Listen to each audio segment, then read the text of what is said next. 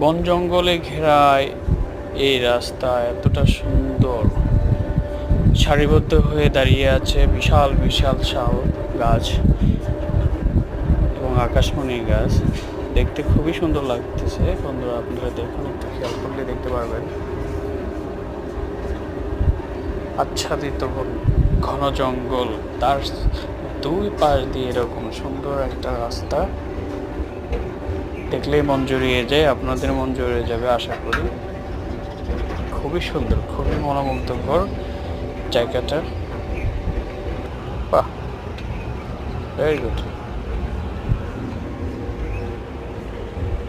অনেক সুন্দর।